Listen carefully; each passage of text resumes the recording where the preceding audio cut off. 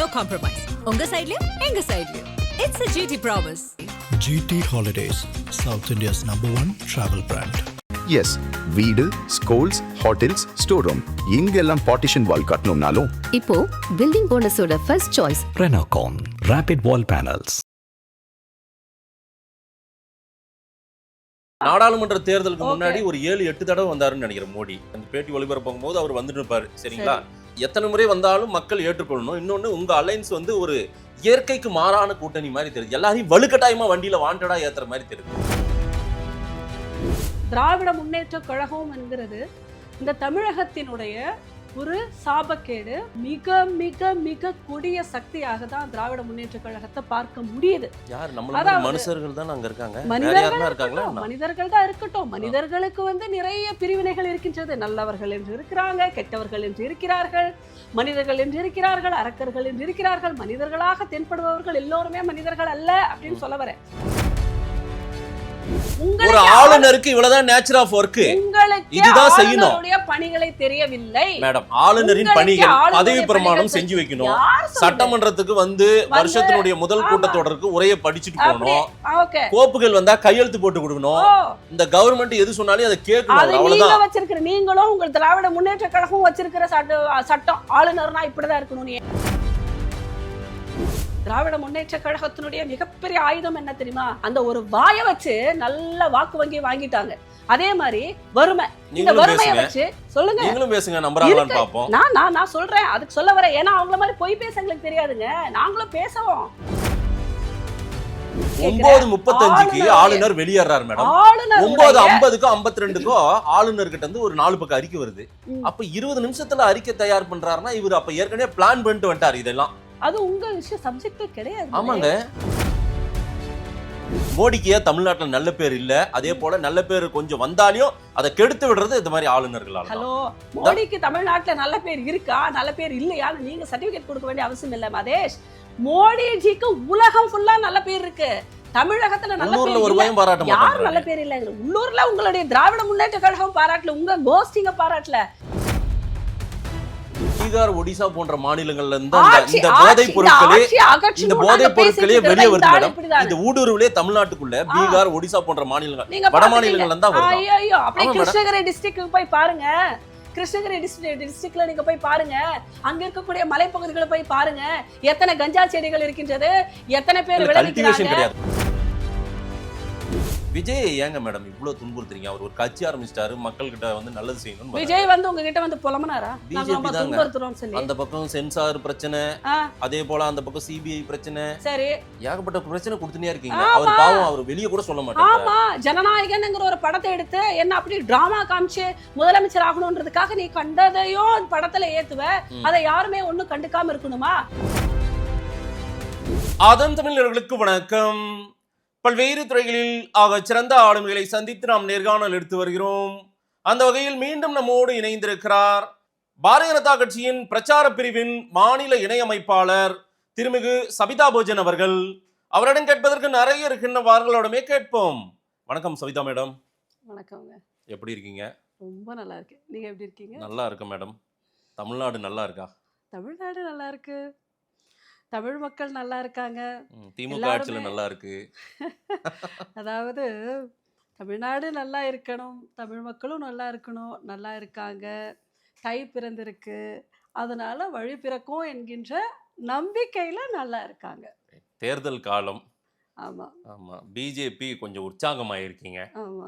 எடப்பாடி வேணான்னு சொன்னவரு உங்களோட கூட்டணி வச்சுக்கிட்டாரு. அமித்ஷாவும் வந்து வெயிட் பண்ணி கூட்டணி வச்சுட்டு போனாரு. இப்ப பார்த்தா திடீர்னு நீங்களும் அவங்களும் மாறி மாறி எல்லாம் அலைன்ஸ் பேசுறீங்க. பியூஷ் கோயல் வராரு, வைஜெயந்த் பாண்டான்னு ஒருத்தர் வந்தாரு, அப்புறம் அவரை மாத்திட்டு பியூஷ் கோயலை இங்க இது பண்ணாங்க. நிறைய மாற்றங்களும் அதே போல ஒற்றுமைகளும் கூட்டணிகளும் புதுசா பிறந்து கொண்டிருக்கிறது. சந்தோஷம் ஆயிட்டீங்களோ? அதாவது வேண்டான்னு சொன்னவரு அல்லது நாங்கள் வெயிட் பண்ணி இந்த மாதிரியான வார்த்தைகள் எல்லாம் இங்கே அவசியம் இல்லை. ஏன்னா தமிழ்நாட்டுடைய இன்றைய நிலவரத்தை வச்சு நீங்கள் வந்து எங்களுடைய கட்சியை வந்து அந்த அளவிற்கு நீங்கள் அப்படி குறைந்த மதிப்பிட்டு இதெல்லாம் சொல்ல வேண்டிய அவசியம் இல்லை. அமித்ஷாஜி போன்ற ஒரு மாபெரும் ஆளுமைகள், மோடிஜிக்கு அடுத்து அமித்ஷாஜி போன்ற ஒரு மாபெரும் ஆளுமைகள் என்றைக்குமே ஒரு ஆணையிடுகின்ற ஒரு அந்த ஒரு கேட்டகரியில் தான் இருப்பாங்க. அதே சமயத்துல அரவணைக்கவும் செய்வாங்க. இதனால எங்களுடைய அரவணைப்போ, எங்களுடைய சகோதரத்துவமோ, எங்களுடைய அந்த ஒரு ஒரு அந்த மாதிரியான ஒரு சாதாரணமான ஒரு நல்ல குணங்கள் எல்லாமே ம். எல்லா இடத்துலயும் மறுவலா தெரியத்தான் செய்யும். நீங்க அத வந்து ஒரு வீக்கர் பாயிண்டா எடுத்துக்க வேண்டிய அவசியம் இல்லைன்னு நான் சொல்றேன். ம். அதிமுக பிஜேபி கூட்டணி ம். பலமாகி கொண்டிருக்கிறதா ஒவ்வொரு நாளும்? நிச்சயமாக பலமாகி கொண்டிருக்கின்றது. ம். திராவிட முன்னேற்ற கழகம் என்கிறது இந்த தமிழகத்தினுடைய ஒரு சாபக்கேடு. இது ஒரு ஒரு காரிருள் சூழ்ந்த ஒரு ஒரு ஒரு இக்கட்டான சூழல் நிறைந்த ஒரு அகற்றப்பட வேண்டிய மிக மிக மிக கொடிய சக்தியாக தான் திராவிட முன்னேற்ற கழகத்தை பார்க்க முடியுது. யார் நம்மள மாதிரி அதாவது மனுஷர்கள் தான் அங்க இருக்காங்க, வேற மனிதர்கள் யாருன்னா இருக்காங்களா இருக்கட்டும், என்ன? மனிதர்கள் தான் இருக்கட்டும். மனிதர்களுக்கு வந்து நிறைய பிரிவினைகள் இருக்கின்றது. நல்லவர்கள் என்று இருக்கிறாங்க, கெட்டவர்கள் என்று இருக்கிறார்கள், மனிதர்கள் என்று இருக்கிறார்கள், அரக்கர்கள் என்று இருக்கிறார்கள். மனிதர்களாக தென்படுபவர்கள் எல்லோருமே மனிதர்கள் அல்ல அப்படின்னு சொல்ல வரேன். அது வேற, அது ஜெயிலுக்குள்ளேயும் சில பேர் இருக்காங்கல்ல, அது ஜெயிக்கிற குதிரை, அது வேற. ஜெயிலுக்குள்ளேயும் சில பேர் இருக்காங்க, அவர்களும் மனிதர்கள் இல்ல இல்ல, தான். அவங்க ஜெயிக்கிறவங்க, மக்களால் தேர்ந்தெடுக்கப்பட்டவங்க, இருக்கு மக்களால் வெற்றி வாகை சூடிக்கொண்டே இருப்பவர்கள் அவங்க. இருக்கட்டும், வெற்றி வாகை சூடிக்கொண்டே. அதாவது அதர்மம் என்பது ஒரு தலைவிரித்து ஆடும் பொழுது தர்மம் வெல்லும்.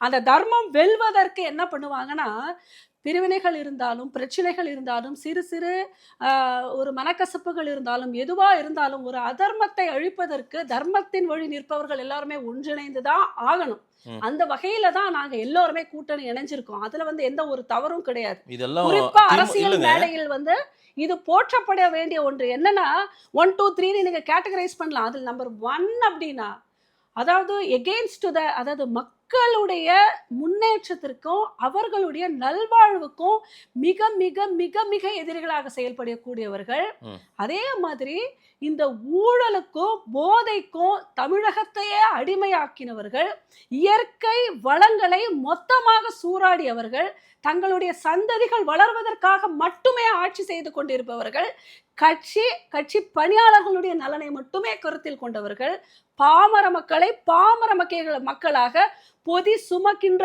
கழுதைகளாக இன்றளவும் வைத்துக் கொண்டிருப்பவர்கள். அப்படியெல்லாம் அடிமையெல்லாம் இங்க யாரும் இல்லைங்க. எல்லாத்துக்குமே அடிமையெல்லாம் யாரும் இல்ல மக்களை. எல்லாத்துக்குமே ஆ. காரணம் திராவிட முன்னேற்ற கழகம். அடிமையா நாங்க இருக்கோம் தெரிஞ்சுட்டாதான் மாற்றம் வந்துருமே.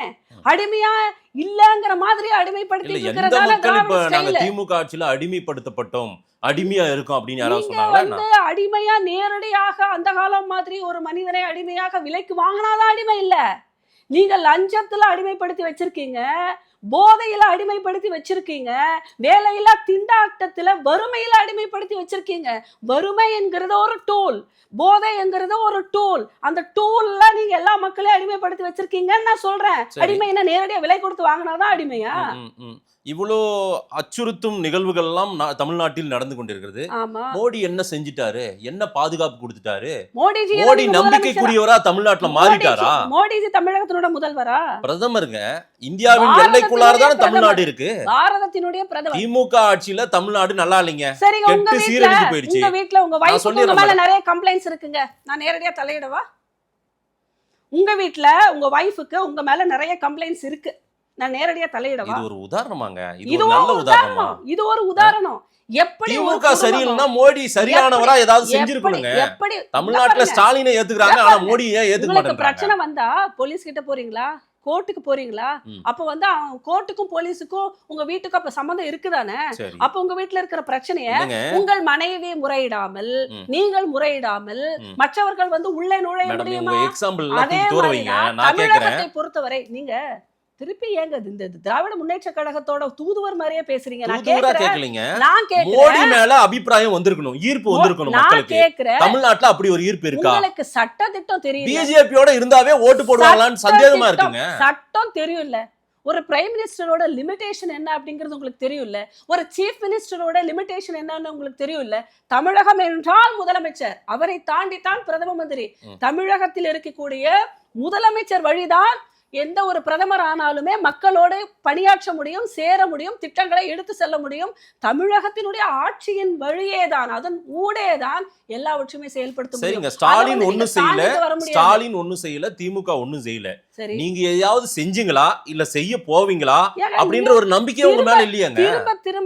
திரும்ப திரும்ப பேசுறேங்கிற மாதிரி நீங்க திரும்ப இல்ல அந்த நம்பிக்கை இல்லன்ற இல்ல இல்ல ஏங்க, அவங்களுக்கு அப்ப மாற்று நீங்க நம்பிக்கை நான் இல்லன்னு என்ன சொல்றீங்க. கேக்குறேன், பிரைம் மினிஸ்டரால டைரக்டா பண்ண முடிஞ்சிருந்தா திட்டங்களை சரி இங்க இருக்கிற ஆளுநர் ஆளுநருக்கு வர மேடம், அவரோட பிரதிநிதி தானே. ஒரு நிமிஷம் இருங்க. டைரக்டா ஒரு பிரைம் மினிஸ்டரால நேரடியாக தமிழகத்துல எல்லா வேலைகளும் செய்ய முடிந்திருந்தா இங்க சீஃப் மினிஸ்டர் மேலயும் திராவிட முன்னேற்ற கழகத்தின் மேலயும் நாங்க வந்து இவ்ளோ வருத்தப்பட வேண்டிய அவசியமே இல்லை. சரி பிரைம் மினிஸ்டர் விட்டுருங்க, இங்க ஒரு ஆளுநர் இருக்கார்ல, ஒரு பிரதிநிதி. மக்கள் பிரதிநிதியா? இல்ல மக்கள் பிரதிநிதி கிடையாது, ஆனா இங்க வம்பு இழுத்துட்டு இருக்காருல, சண்டை வாங்கிட்டு இருக்காருல, இதெல்லாம் பிஜேபிக்கு தான் கெட்ட பேரு. ஹலோ, ஆளுநர்னா யாருன்னு உங்களுக்கு ஃபர்ஸ்ட் தெரியும். சரி, ஆளுநருடைய பணி என்ன சொல்லுங்க? ஆளுநர் என்ன பதவி பிரமாணம் செஞ்சு வைக்கணும், கோப்புகள்ல கையெழுத்து போடணும், அவ்வளவுதான் அவருக்கு வேலை. இப்ப புரியுதா எப்படி அடிமையா இருக்கீங்கன்னு சொல்லி? இதுவரைக்கும் ஒரு போதையும் ஒரு வறுமையும் தான் அடிமைன்னு சொன்னோம். இப்ப வந்து கடிவாளம் கட்டின குதிரை மாதிரி ஒரு அறிவில்லாத, அதாவது இந்த கவர்மெண்ட் எப்படி நடக்கிறதுங்கிற அறிவு கூட மக்களுக்கு கொடுக்காம ஒரு அறிவிலிகளாக அடிமைப்படுத்திருக்காங்க. இவ்வளவு பெரிய ஒரு சேனல்ல இவ்வளவு பெரிய ஒரு ஆங்கரா நீங்க வந்து ஒரு நீங்க என்னைய வந்து மதிப்பிடாதீங்க மேடம். ஒரு ஆளுநருக்கு இவ்வளவுதான் நேச்சர் ஆஃப் வொர்க், இதுதான் செய்யணும். பணிகளை தெரியவில்லை மேடம். ஆளுநரின் பணிகள் பதவி பிரமாணம் செஞ்சு வைக்கணும், சட்டமன்றத்துக்கு வந்து வருஷத்தினுடைய முதல் கூட்டத்தொடருக்கு உரையை படிச்சுட்டு போகணும், கோப்புகள் வந்தா கையெழுத்து போட்டு கொடுக்கணும், இந்த கவர்மெண்ட் எது சொன்னாலும் அதை கேட்கணும். அவ்வளவுதான் வச்சிருக்கிற நீங்களும் உங்க திராவிட முன்னேற்ற கழகம் வச்சிருக்கிற சட்டம் ஆளுநர்னா இப்படிதான் இருக்கணும். ஏன்னா இத்தனை வருஷமா உங்களுக்கு இருந்த மற்ற காங்கிரஸ் ஆண்டு கொண்டு இருக்கும் போது இருந்த ஆளுநர்கள் எல்லாம் அப்படிதான் இருந்தாங்க. அதனால உங்களுக்கு என்னன்னா, ஓ ஆளுநர்னா வந்து டீ குடிச்சிட்டு போகணும், ஆளுநர் அரசியல் பேசக்கூடாது மேடம், மிச்சர் சாப்பிட்டு அரசியல் பேசக்கூடாது. அவருக்கு அரசியல் பேசுறதுன்னா அவரு ரிசைன் பண்ணிட்டு இங்க ஏதாவது ஒரு தொகுதியில நிக்கலாம், தப்பு இல்ல, தாராளமா மக்கள் ஓட்டு போட மாட்டாங்க. என்ன நினைக்கிறீங்க, நீங்க வச்ச ஒரு அடிமையா ஆளுநர் செயல்படணும்? அடிமை கிடையாது மேடம். அவருக்கு 200 ஏக்கர்ல பில்டிங் கொடுத்து வச்சிருக்கோம். நீங்க சொல்ற தமிழ்நாட்டு வரி பணத்துல 200 ஏக்கர்ல பில்டிங் கொடுத்து வச்சிருக்கோம். பெசன் நகர்ல ஒரு அபார்ட்மெண்ட் இருக்கு அவருக்கு.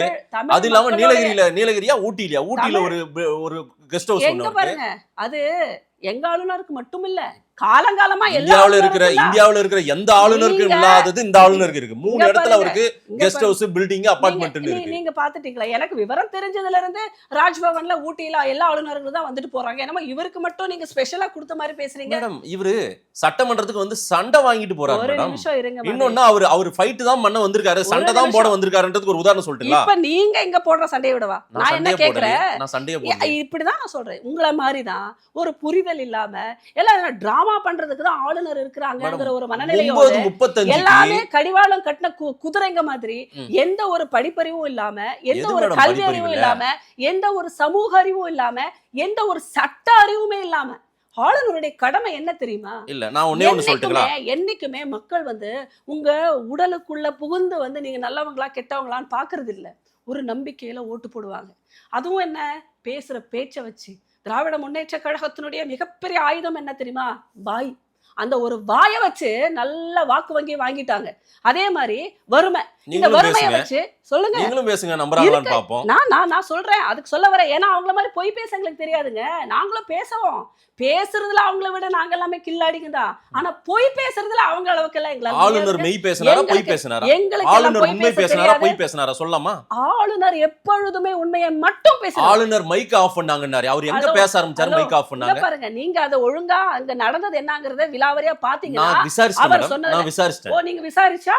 நீங்க யார்கிட்ட விசாரிச்சீங்க? பொய் சொல்றவங்க கிட்ட விசாரிச்சிருக்கீங்க, உண்மை பேசுறவங்க கிட்ட விசாரிங்க. எல்லாருமே அங்க பொய் கோஷ்டிங்க கிட்ட விசாரிச்சீங்கன்னா பொய் தான் தகவல் கிடைக்கும்.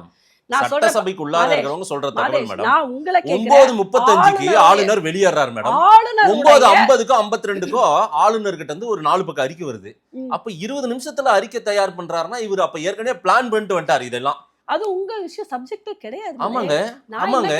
எப்படி 20 நிமிஷத்துல அறிக்கை ரெடி பண்ணாரு ஆளுநர்? ஒரு போர், அவர் பேர்ல எப்படி அறிக்கை வருது? ஒரு போர் நடக்குது, பெஹல்காம்ல வந்து ஒரு நிகழ்ச்சி நடக்குது மேடம். 5 நிமிஷத்துல எல்லாம் நடக்குது. ஆனா 10 நிமிஷத்துல எல்லாம் நடக்குது.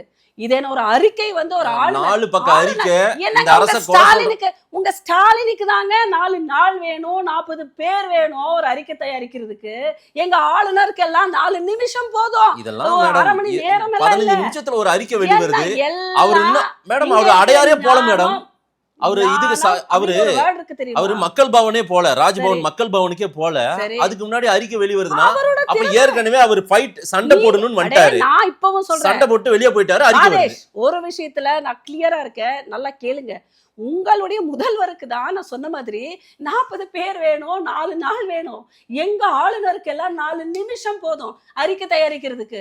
என்ன அது என்ன இப்ப என்ன டூல் இல்ல, என்ன இல்ல, மைண்ட்ல என்ன எழுத போறோம் பேச போறோம் தெரியும். ஒரு சப்ஜெக்ட் ஒரு டிராஃப்ட் பண்றதுக்கு எனக்கே 4 நிமிஷம் போதும். மோடிக்கு தமிழ்நாட்டுல நல்ல பேர் இல்லனா 4 நிமிஷம் போதும்.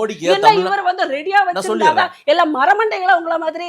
மோடிக்கு தமிழ்நாட்டுல நல்ல பேர் இல்ல. அதே போல நல்ல பேர் கொஞ்சம் வந்தாலும் அதை கெடுத்து விடுறது இந்த மாதிரி ஆளுநர்களால. ஹலோ, மோடிக்கு தமிழ்நாட்டுல நல்ல பேர் இருக்கா நல்ல பேர் இல்லையா நீங்க சர்டிபிகேட் கொடுக்க வேண்டிய அவசியம் இல்ல மதேஷ். மோடிஜிக்கு உலகம் ஃபுல்லா நல்ல பேர் இருக்கு. தமிழகத்துல நல்ல பேர் ஒரு பயம் பாராட்ட மாட்டாங்க. யார் நல்ல பேர் இல்ல? உள்ளூர்ல உங்களுடைய திராவிட முன்னேற்ற கழகம் பாராட்டல, உங்க கோஷ்டிங்க பாராட்டல. அதை வந்து நீங்க எல்லா மக்களுக்குமே நீங்க அப்ளை பண்ண வேண்டிய அவசியம் இல்ல. மோடிஜிங்கிற ஒரு மனுஷன் இருக்கிறதுனாலதான் நீங்களும் நானும் சாகாம இருக்கோம்.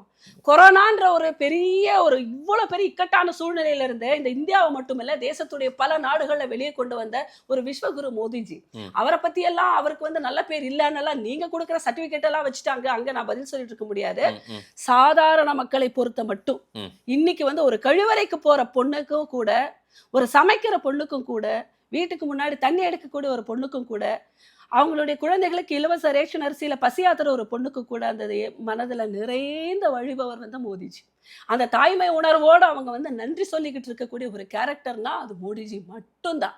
நீங்க வந்து ஒரு சாதாரண ஏழை தாயுடைய மனதில் இருக்கக்கூடிய மோடிஜிய இந்த திராவிட முன்னேற்ற கழகத்தோட பார்வையில இருந்து கொச்சப்படுத்தாதீங்க. உங்களுக்கு ரைட்ஸ் கிடையாது. நான் கேட்ட கேள்விக்கு நீங்க அதான் நான் கேட்ட கேள்விக்கு பதில் சொல்ல கவர்னருடைய கடமை என்ன சொல்லுங்க. நான் தனியா அது தனி சப்ஜெக்ட் நம்ம பேசுவோம். அப்படி இல்ல, உங்களுக்கு தெரியாது. நான் சொல்லிட்டேனே, லிஸ்டே போட்டேனே. இப்ப லிஸ்ட் போட்டேனே. நீங்க படிச்ச மேடம் அவருக்கு பதவி பிரமாணம் செஞ்சு வைக்கணும். நீங்க போட்ட பதவி பிரமாணம் செஞ்சு வைக்கணும். டிஎம்கே கொடுத்திருக்கிற லிஸ்ட்.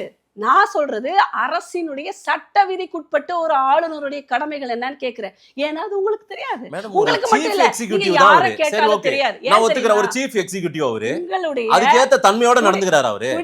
தமிழ் தாய் வாழ்த்து ஃபர்ஸ்ட் பாடணும். உங்களுடைய நான் சொல்லிறேன் வரலாற்று பக்கத்துல உங்களுடைய கேட்க விடு மேடம். நான் சொல்றது பதில கேட்டுட்டு அப்புறம் நீங்க அடுத்த தமிழ் தாய் வாழ்த்து பாடுனதும் தேசிய கீதம் பாட முடியாது. ப்ரோகிராம் எல்லாம் முடிஞ்சதுக்கு அப்புறம் தேசிய கீதம். மாதேஷ் ஃபர்ஸ்ட் நீங்க முதல்ல கேட்ட கேள்விக்கு பதில்ல நான் சொன்னதுக்கு அப்புறம் அடுத்த கேள்விக்கு போங்க.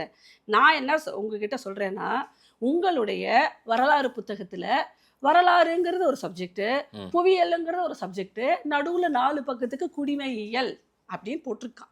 ஆனா இந்த குடிமையியல்ல தான் மொத்த தமிழகமும் வருங்கிறது உங்களுக்கு தெரியல. உங்களுக்கு முன்னாடி படிச்சவங்களுக்கு தெரியல. குடிமையியல் எல்லாம் படிச்சவன், அது சமூக அறிவியல்ல நல்ல மதிப்பெண் எடுத்த ஆள் ஸ்டூடண்ட். அந்த குடிமையியல்ல என்ன இருக்கு தெரியுமா? 4 பேஜ்ல எந்த ஆளுநரை பத்தியும் இல்ல, அவர்களுடைய கடமைகள் பத்தியும் இல்ல, எந்த முதலமைச்சரை பத்தியும் இல்ல, அவர்களுடைய கடமைகள் பத்தியும் இல்ல.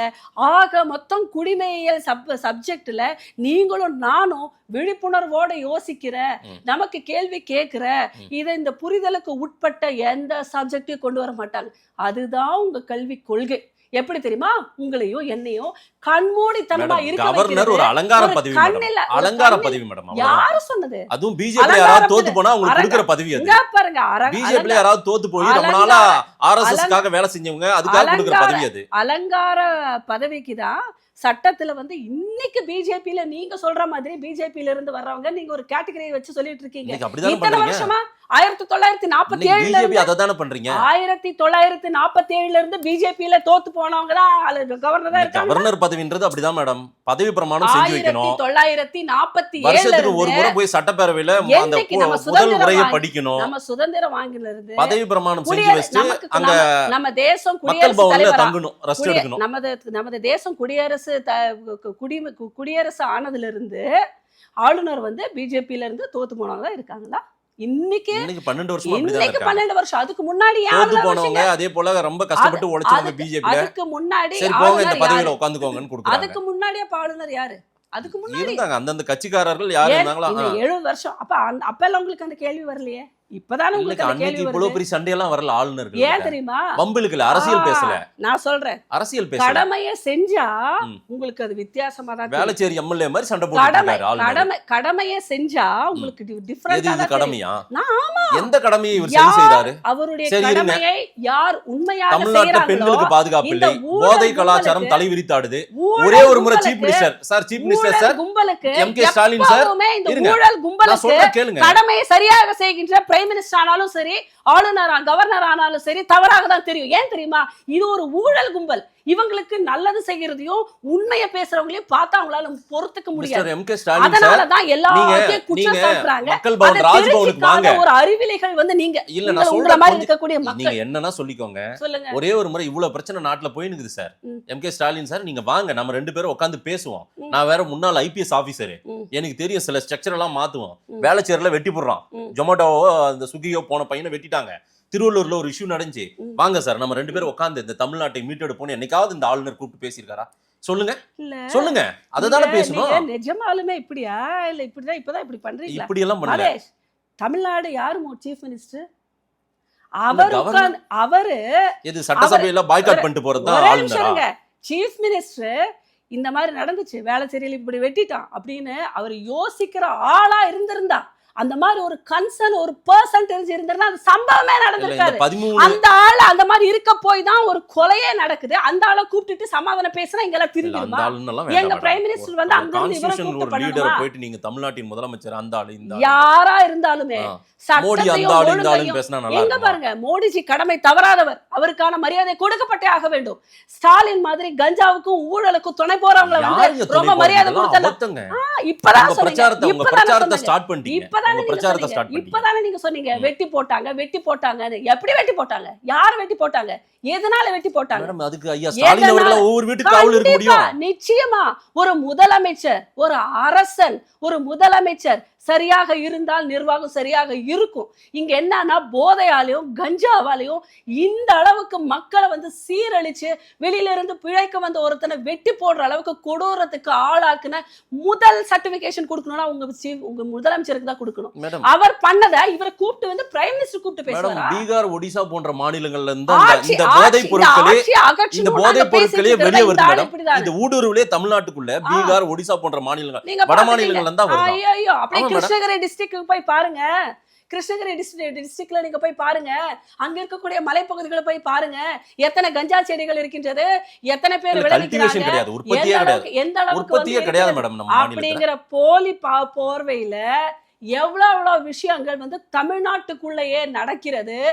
இந்த மாநிலமானது கஞ்சாங்கிறது ஸ்கூல்ல இருந்து காலேஜ்ல இருந்து ஒரு பப்ளிக் பிளேஸ்ல இருந்து வேலை செய்யற இடத்துல இருந்து சாதாரண மக்களுக்கு சர்வ சாதாரணமாக கிடைக்கின்றது. உங்கள் அமைச்சர்கள் எல்லாம் கஞ்சா விற்கின்ற பெண்களை வந்து அவங்களுடைய டிஎம்கே கட்சியில வச்சுக்கிட்டு அதிகாரப்பூர்வமா கஞ்சாவை சப்ளை பண்ணிட்டு இருக்காங்க. எத்தனை பேர் கைதானவங்க எல்லாம் உங்க டிஎம்கே ல யாரும் இருக்காங்க தெரியுமா? கான்ஸ்டிடியூஷன்ல இருக்கிற அமைச்சர்கள் பதவி பிரமாணம் இல்ல எடுத்துட்டு வந்தவங்க இல்ல, யார் அந்த சார் சொல்லுங்க, யார் அந்த சார்? இதோ அரெஸ்ட் பண்ணிட்டாங்கல்ல அவன. என்ன பண்ணிட்டாங்க? ஞானசேகரன் இப்ப உள்ளதா இருக்கான். ஒரு ஞானசேகர் சொல்லுகின்ற அந்த சார் தான் யாருன்னு நான் கேக்குறேன். இல்ல, உங்களுக்கு நீங்க தான் வந்து கண்டுபிடிச்சு தான் தெரியும்ல. கிழிச்சீங்க. நீங்க பிஜேபி சும்மா தான் இருங்க. தெரியும்ல. நீங்க சும்மா திரு இருங்க. அண்ணாமலை அவர்களுக்கு நீங்க தெரியும் சொன்னாரா என்ன? இல்லையா? நீங்க திரு அண்ணாமலை அவர்களுக்கு தெரியும் சொன்னாருன்னு நினைக்கிறேன். ஆமா, ஆமா. அவர் சொன்ன சார் சொல்ல நீங்க சொல்லுங்க. அரெஸ்ட் பண்ணிட்டீங்களா? சொல்லுங்க. அவங்க சொன்ன அவர் சார் எந்த நீங்க சார அரெஸ்ட் சொன்னாருன்னு பண்ணிட்டீங்களா? தெரியல மேடம். அந்த சார சொல்லுங்க இங்க மேடம். பாருங்க மாதேஷ், ம். அதாவது சாயம் பூசலாம் என்ன, ஆனா ஒரே அடியா ஈயம் பூச முடியாது. ஒட்டுறதா ஒட்டும்.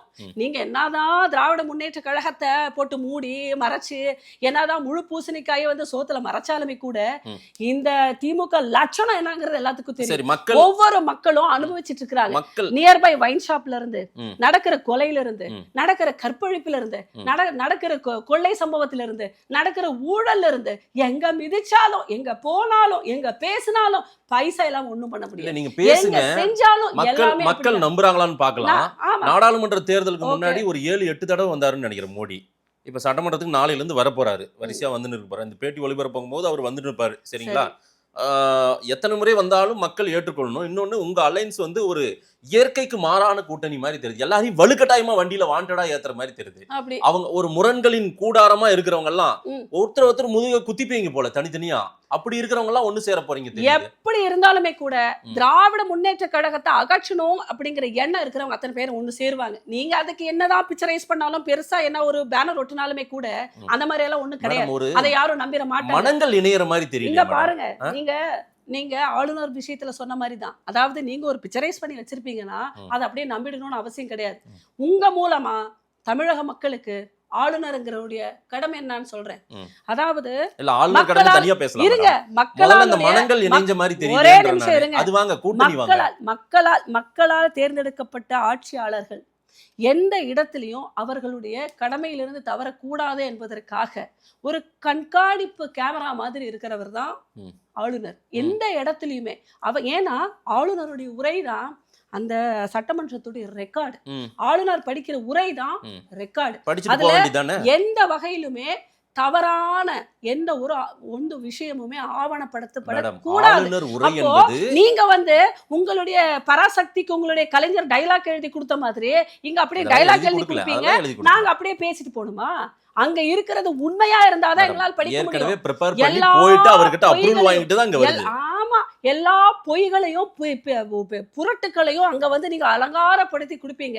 எங்க ஆளுநர் போய் படிச்சுட்டு அப்படியே போறதுக்கு அவர் என்ன, அவர் உண்மையானவர்? அவர் என்ன டிஎம்கேவோட வாரிசா? இப்படி சும்மா கொடுத்தவன படிச்சுட்டு போறதுக்கு அவர் ஒரு ஆளுநர். இந்த தமிழகத்தினுடைய ஆளுநர். முதல் அமைச்சருக்கும் ஆளுநருக்கும் நிறைய வித்தியாசம் இருக்கிறது. எப்படி தேசத்துல குடியரசுத் தலைவர் முதல் குடிமகனோ அதே மாதிரி அப்போ இந்த தமிழகத்தினுடைய முதல் குடிமகன் ஆளுநர். அத ஃபர்ஸ்ட் மனசுல வச்சுக்கோங்க. இந்த தமிழகத்தினுடைய ஏன்னா 4 வருஷமா இங்க நீங்க பஞ்சாயத்து பண்ணிட்டு இருக்கீங்க.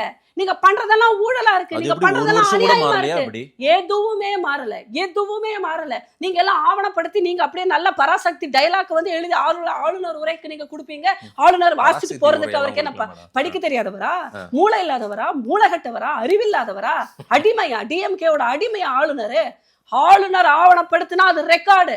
அதுல உண்மை இருந்துச்சுன்னா நாங்க கண்டிப்பா படிப்போம். அதுல பொய் இருந்துச்சுன்னா நீங்க என்ன காமெடி பண்ணீங்க, என்ன பிக்சரைஸ் பண்ணீங்க, we don't bother. ஆளுநர் இப்படியே பண்ணிட்டு இருந்தாங்க. இன்னும் 1000 ஓட்டு உங்களுக்கு குறைஞ்சினே இருக்கு. ஏதோ வர்ற ஓட்டையும் குறைச்சு விடுறாங்க. பரவாயில்லைங்க. பாரதிய ஜனதா கட்சிக்கு டிஎம்கே மாதிரி கூட ஓட்டு வாங்க தெரியும். என்ன லட்சமா கொட்டி கொடுத்து மக்களை ஏமாத்தி பொய் வசனங்கள் பேசி சினிமா வசனங்கள் பேசி பண்ண தெரியும். ஆனா பண்ண கூடாதுங்கிற கொள்கையில இருக்கிறதா பாரதிய ஜனதா கட்சி. அதுல எங்க ஆளுநர் மட்டும் விதிவிலக்கா? அவரும் அப்படிதான். 1000 ஓட்டு குறைஞ்சாலும் 500 ஓட்டு குறைஞ்சாலும் நீதியிலிருந்தோ நேர்மையிலிருந்தோ நியாயத்திலிருந்தோ உண்மையிலிருந்தோ நாங்க விலக மாட்டோம். தேசத்திற்கு துரோகம் எந்த வகையிலுமே நாங்க இழைக்க மாட்டோம். உறுதியா இருக்கு. என்ன சொல்ல வரீங்க? மக்கள் 26 இந்த தேர்தல் உங்களை நம்புறாங்களான்றத பாப்போம். இன்னொரு முக்கியமான கேள்வியை நான் கேட்றேன். விஜய் ஏங்க மேடம் இவ்வளவு துன்புறுத்துறீங்க? அவர் ஒரு கட்சி ஆரம்பிச்சிட்டாரு, மக்கள் கிட்ட நல்லது செய்யணும். விஜய் உங்ககிட்ட புலம்பனாரா? பிஜேபி தாங்க. அந்த பக்கம் சென்சார் பிரச்சனை, அதே போல அந்த பக்கம் சிபிஐ பிரச்சனை, சரி ஏகப்பட்ட பிரச்சனை கொடுத்துனே இருக்கீங்க. அவர் பாவம், அவர் வெளியே கூட சொல்ல மாட்டாங்க. ஆமா, ஜனநாயகன்ங்கிற ஒரு படத்தை எடுத்து என்ன அப்படி டிராமா காமிச்சு முதலமைச்சர் ஆகணும்ன்றதுக்காக நீ கண்டதையும் படத்துல ஏத்துவ. அதை யாருமே ஒண்ணும் கண்டுக்காம இருக்கணுமா? அந்த பிஜேபி தான் பண்றீங்க. பிஜேபி தான் பண்றீங்க. நான் கேக்குறது பாரு, வந்துருச்சு பாருங்க. சென்சார் பிரச்சனைக்கும் என்ன சம்பந்தம் இருக்கு? இப்ப நீங்க தான் சொன்னீங்களே. நான் என்ன சொல்றேன், ஜனநாயக படம் எப்படி வந்திருக்குன்னு பிஜேபி கார சபிதா போஜனுக்கு எப்படி தெரியும்? மோடிக்கு எப்படி தெரியும்? அமித்ஷாவுக்கு எப்படி தெரியும்? ஏன்னா நீங்க எல்லாம் சொல்றத வச்சுதான் நானும் சொல்றேன்.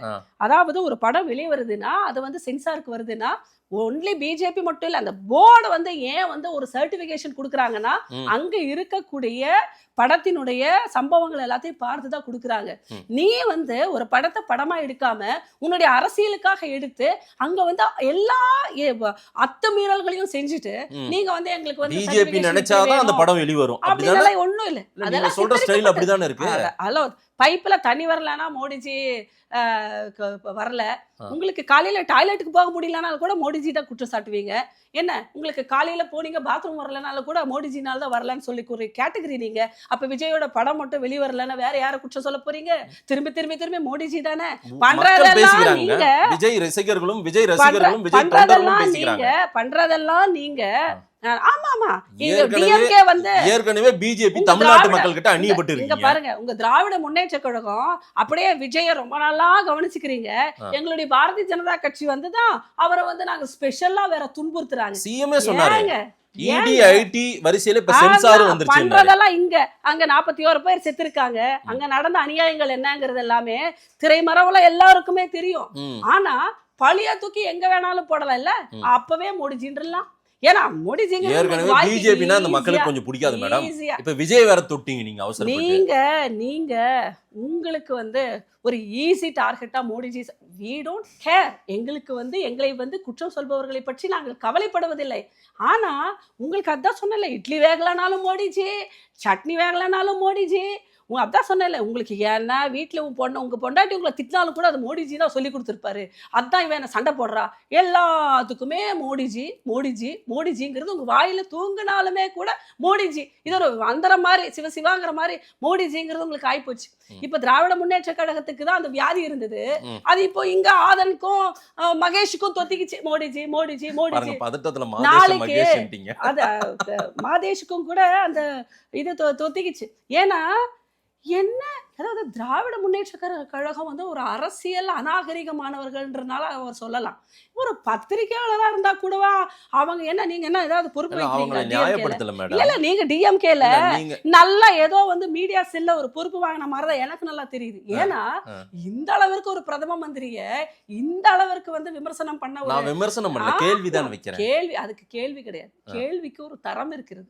இப்படி தரம் தாழ்ந்து போனாலே அது திராவிட முன்னேற்ற கழகத்தினுடைய வாசனை அங்க படர்ந்துருச்சுன்னு அர்த்தம். அந்த சுவாசம் உள்ள போனாதான் வார்த்தைகள் எல்லாம் இந்த மாதிரி தரம் தாழ்ந்து வரும். சரியா மதேஷ்? லாஜிக்கலா திங்க் பண்ணி பாருங்க. 26ல ஏத்துப்பாங்களா மக்கள் உங்களை? நிச்சயமாக ஒவ்வொருத்தரும் உணர தொடங்கியாச்சு. எப்போ உணர தொடங்கியாச்சு?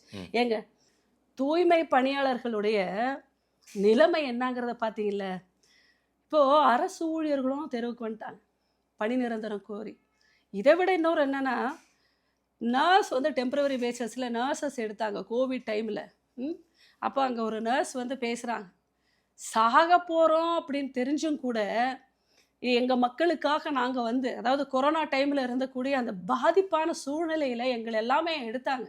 இந்த கொரோனா முடிஞ்சதுக்கப்புறம் எல்லாத்துக்குமே ஒரு பணி நிரந்தரம் பண்ணி கொடுப்போம். நான் என்ன கேட்குறேன், தூய்மை பணியாளர்கள் ஆகட்டும், நர்சஸ் ஆகட்டும், இவங்க எல்லாமே கோவிட் டைமில் அவங்க இல்லாட்டி நாம் இல்லைங்கிற அளவுக்கு உயிரை வந்து பணையும் வச்சு வந்தவங்க. உங்களுக்கு உங்களுடைய வாக்குறுதிகள் அதை நீங்கள் சேர்க்காம இருந்திருந்தீங்கன்னா கூட பரவாயில்ல, வாக்குறுதியும் சேர்த்து நமக்கு சேவை பண்ணவங்களை நம்ப வச்சு முழுமையாக ஏமாற்றி தெருவில் அசிங்கப்படுத்தி அவங்கள அவமானப்படுத்தி என்னடா நமக்கு கேட்கறதுக்கு ஒரு நாதியும் இல்லாமல் போச்சு. அதாவது வாக்குறுதியில் கொடுத்ததுனால தானே இந்த நிமிஷம் மட்டும் இப்போ கவர்மெண்ட் போகுது. வாக்குறுதி கொடுக்கறதுக்கு முன்னாடி இன்னைக்கு நாளைக்கு 5 வருஷம் இழுத்தடிச்சிட்டாங்க. சாதாரண மக்கள் கேட்கறதுக்கு யாரும் இல்லைன்னு சொல்லி தானே நீங்கள் இப்படி பண்ணிட்டீங்க. சேவை செய்யக்கூடிய வர்க்கத்தை பார்க்கும்போது நீங்கள் என்னதான் இந்த திராவிட முன்னேற்ற கழகம் அவங்க மனசில் வச்சிருக்குது, அவ்வளோதான். ஒரு ஓட்டு வங்கி தான் ஏமாத்த முடியுது, அசால்ட்டா அவங்களை கடந்து போக முடியுது. வாக்குறுதிகள் 400 கொடுத்தோம், கூசாம போய் சொல்றாங்க கனிமொழி. எப்படி முடியுது? என்ன மக்கள் வந்து எள்ளி நகையாட மாட்டாங்க? ஒரு பாக்குறதுக்கே ஒரு மனசாட்சி 1% நான் ஒண்ணு சொல்லட்டுமா? 26ல தெரியட்டுங்க, தெரியணும். அப்பவும் கூட விழிப்புணர்வு வரலன்னு வச்சுக்கோங்க. இந்த மக்களோட சாபக்கேடு இருந்தா நான் எடுத்துப்பேனே தவிர இப்பவும் தெரியலனா. ஏன்னா மனசு வந்து மனசாட்சிங்கிறது ஒரு மனிதனுக்கு ஒரு 1% வேணுங்க. 1% மனசாட்சிய மொத்தமா கழட்டி வச்சுட்டு வெறும் அரசாட்சிக்காக அவங்களுடைய ஆளுமைக்காக சாதாரண மக்களை மொத்தமா பலி கொடுத்துட்டு வெறும் 500 ரூபாய் ஓட்டு வங்கிகளா ஒரு பிரியாணி பொட்டலத்துக்கும் 500 ரூபாய் காசுக்கும் ஒரு பாட்டில் சாராயத்துக்கும் மக்களை அடக வச்சு ஒரு ஆட்சி நடக்குது. அறிவியலிகளா இருக்காங்க, அதாவது மனசாட்சி இல்லாதவர்களா இருக்கிறாங்க. நான் சொல்றேன் மதேஷ், நீங்க என்ன வேணா மோடிஜியை விமர்சனம் பண்ணுங்க. மோடிஜிங்கிற ஒரு மனுஷனால தான் இன்னைக்கு இந்திய தேசம் வந்து தேசமா இருக்கு. கடன் எல்லாமே முழுமையாக குறைக்கப்பட்டிருக்கிறது. இந்த உலக அளவுல நாம தலை நிமிர்ந்து நடக்கிறோம். இந்த செகண்ட் வரைக்குமே ஹிந்து மதமும் அது உயிர் பொழைச்சிட்டு இருக்கிறதுக்கு காரணம் அதுதான். இல்லாட்டி அப்படியே ஒரு இனப்படுகொலை மாதிரி இங்க இருக்கிற ஹிந்துக்களை அந்த திருப்பரங்குன்றத்துல அந்த ஒருவனே அல்ல மொத்த இந்துக்களையுமே நீங்க கொன்னு குவிச்சிட்டீங்க. அவ்வளவுதான். சிரிப்பா இருக்கு நீங்க சொல்றது. ஆமா, இதுல சிரிப்பா நீங்க இருக்கு. சிரிக்கிற நான் இதுல ஏங்க நீங்க இங்க சிரிக்க- பெரும்பான்மை இந்துக்கள் இனப்படுகொலை நீங்க- பண்ணிருப்பாங்கன்னு எதையாவது ஆமா. சொல்லிட்டு உங்க அரசியலுக்காக எதையாவது சொல்லாதீங்க. இந்துக்களை சரிங்களா? திராவிட முன்னேற்ற கழகம் இனப்படுகொலை ஏற்கனவே இதெல்லாம் செய்தது. wrong statement. ஹைகோர்ட்ல இதெல்லாம் wrong- ஹைகோர்ட் wrong statement. ஹைகோர்ட்ல கண்டம் பண்ற ஸ்டேட்மெண்ட் இது. ஹைகோர்ட்ல ம். இந்த கொரோனா உதயநிதி ஸ்டாலின் பேசினார் இல்லையா, இந்த கொரோனா, கொசு, டெங்கு போல சனாதானம் அழிக்கப்பட வேண்டியதுன்னு அந்த கேஸ் லாஸ்ட் வீக் அவங்க கொடுத்த தீர்ப்புல அவங்க மென்ஷன் பண்ணியிருக்கிறாங்க 80% ஹிந்துக்கள் வந்து ஒரு இனப்படுகொலைக்கு சமம் இவர் கொடுத்த இந்த ஸ்டேட்டஸும் இந்த மாதிரியாக பேசுறதும், ஒரு துணை முதல்வராக இருந்துட்டு இதை பேசுறது வந்து அந்த இனத்தை வந்து படுகொலை செய்ததுக்கு சமம்னு நான் சொல்லல, கோர்ட் சொல்லுது. ஆனா இங்க எதுவும் நான் genocide என்ன எல்லாம் கேக்குறேன்னா, நடக்காது. 80% ஹிந்துக்களினுடைய நம்பிக்கைக்கு கல்லறை கட்டி அவர்களை சமாதியாக்கி ஒரு திருப்பரங்குன்றத்துல ஆண்டாண்டு காலமா ஏற்றின ஒரு விளக்கேத்துறதுக்கு துப்பில்லாதவர்களாக 80% ஹிந்துக்களை மாற்றி அவர்களை வறுமையிலும் போதையிலும் அடிமைப்படுத்தி அவர்களை வெறும் 500 ரூபாய் கூலிகளாக மாற்றி வாக்கு வங்கிகளாக மாற்றி மொத்த இந்துக்களையுமே சமாதி கட்டிவிட்டு அந்த சமாதிக்கு மேல பட்டு மெத்தை இட்டு தூங்கிட்டு இருக்கிறது யாருன்னா திராவிட முன்னேற்ற கழகம். இந்துக்களுடைய சமாதிக்கு மேலதான் இவங்க அரசியல் பண்ணிட்டு இருக்காங்க. பார்க்கலாம் 26 என்ன மாற்றம் வருதுன்னு நிச்சயமாக பார்ப்போம். இந்துக்கள் இதுல வந்து விழிப்புணர்வு அடையணும். ம். படித்தவர்களுக்கு விழிப்புணர்வு வரணும். உங்களை மாதிரி முட்டாள்தனமா கவர்னர் வந்து உரைய எழுதி கொடுக்கறத வாசிக்கணும், வார்த்தையெல்லாம் டீ நீங்க அப்படி கொடுக்கணும். பயன்படுத்த வேண்டாம். நான் அப்படிதான் பயன்படுத்துவேன் மாதேஷ். ஏன்னா கவர்னர் வந்து மிக்சர் சாப்பிடுறதுக்கு வர்றாரு நீங்க சொல்றீங்க, நான் எப்படி நான் வந்து மேடம் கேட்டுட்டு போக முடியும்? கவர்னர் வந்தா ஒரே படிச்சுட்டு கிளம்பணும் அவ்வளவுதான். நீங்க சரிங்களா? டியூஷன் மாஸ்டரா எழுதி கொடுக்கறத படிக்கிறதுக்கு? நீங்க உங்களோட ஸ்டூடெண்டா? டியூஷன் மேடம் அவருக்கு ஸ்டூடெண்டா? ஏற்கனவே ப்ரிப்பேர் பண்ணி அவருக்கு அனுப்பி அவர் ஒப்புதல் வாங்கி தான் இது பிரிண்ட் ஆயிருக்கு. சரி சரிங்களா? சரி, அத படிச்சுட்டு ஒப்புதல் போறதா அவரோட வாங்கியா? டியூட்டி. அவ்வளவுதான் டியூட்டி. எழுதி அவர் அரசியல் எல்லாம் பேசக்கூடாது, வாதம் எல்லாம் பண்ணக்கூடாது. பிரிண்ட் ஆயிட்டு வாதம் எல்லாம் அவர் சொல்லக்கூடாது. பண்ணக்கூடாது, அங்க இருக்கிற மக்கள் பிரதிநிதி Hello? பண்ணுவாங்க. மாதேஷ், எந்த ரூல்ல வாதம் பண்ணக்கூடாதுன்னு வச்சிருக்காங்க? காட்டுங்க. கவர்னர் வாதம் பண்ணக்கூடாதுங்க. எந்த ரூல்ல இருக்கு? எந்த ரூல்ல இருக்கு வாதம் பண்ணக்கூடாதுன்னு? ரூலே அவருக்கு Governor அவர் அலங்கார சுட்டி பதவி தானே காட்டணும். மேடம். அவர் அலங்கார பதவி அவ்வளவுதான். யாரு சொன்னது? உங்கள மாதிரி நீங்க பண்ண தமிழ்நாடு சிலபஸ்ல படிச்சுட்டு வந்தவங்க தான் அலங்கார பதவின்னு சொல்லுவாங்க. ஒரிஜினல் சட்ட திட்டத்தை பாக்குறவங்களுக்கு எல்லாமே கவர்னருடைய பதவி என்ன, அவருடைய கடமை என்னன்னு தெரியும். அவருடைய கடமையை ஒழுங்கா செஞ்சா உங்களுக்கு எல்லாம் உறுத்துது, உங்களுக்கு எல்லாம் வெட்கி தலை குனிய தோணுது. ஆட்டுக்கு தாடி ஏன்னா, எதற்கு, நாட்டுக்கு ஆளுநர் எதற்குன்னு கேட்ட மாநிலம் மேடம் இது. ஐயோ, ஆனா இன்னைக்கு அதெல்லாம் அறிவிலிகள் கேட்கறது இல்ல. நிறைந்த மாநிலம். அதைத்தான் நான் இன்னைக்கு சொல்றேன். அதெல்லாம் கேட்கறதுல அவருக்கு மரியாதை கொடுத்து கொச்சையா சொல்லணும்னா, அவரை ரெட் கார்பெட் போட்டு அவருக்கு மரியாதை உரிய மரியாதை கொடுத்து கூட்டு போய் உட்கார வைக்கிறாங்க. மாதேஷ், அப்படி கேட்டவங்க எல்லாம் ஒரு முட்டாளுங்க. இது வந்து மூடர்களினுடைய கூடாரம்.